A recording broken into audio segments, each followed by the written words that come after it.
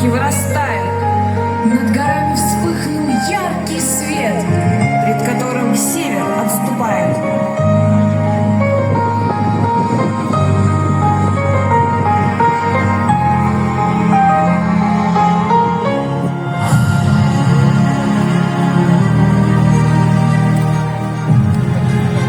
Я иду по горному Алдану, и шаги от радости легки.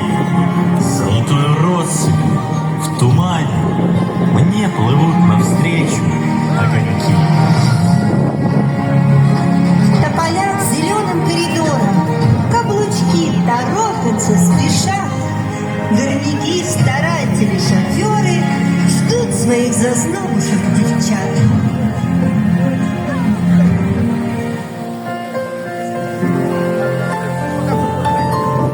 И теперь уж многим неизвестно, что клондайком звали Арачон, что не сразу близко незаметным городом Алданом наречен.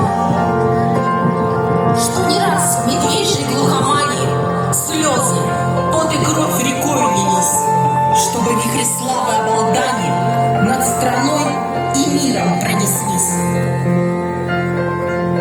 Было все, и сталинские вахты, и печали пасмурных годин, и посланцев Косаревской шахты, грозный марш на Вену и Берлин.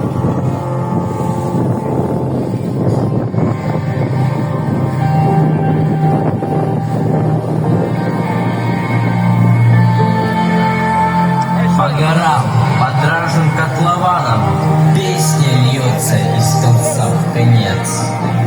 И плывут по горному Алдану золотые россыпи сердец.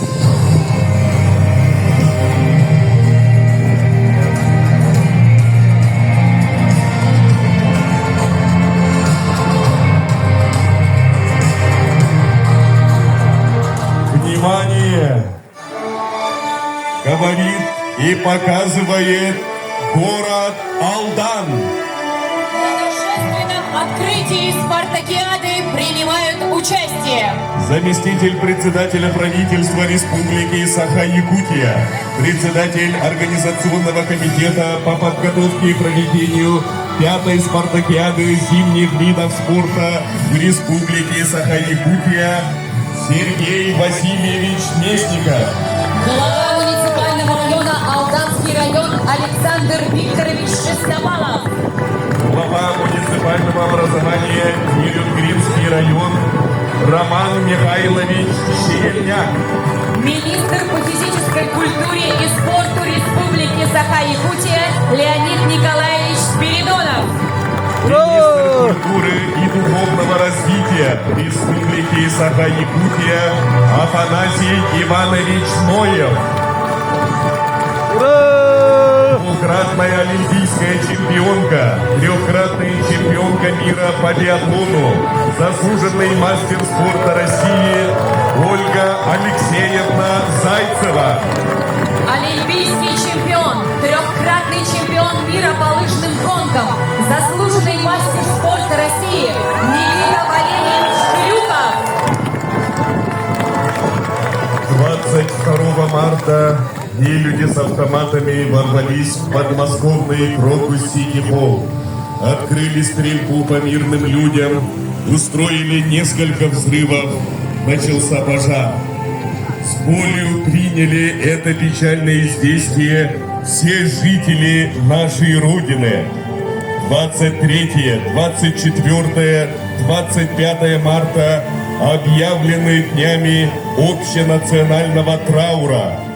Скорбит весь разумный мир. Вспомним всех поименно, горем вспомним своим. Это нужно не мертвым, это надо живым. Вспомним гордо и прямо погибших в борьбе.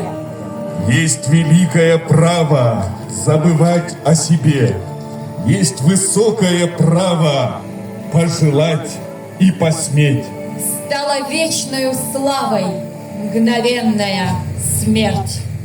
Объявляется минута молчания.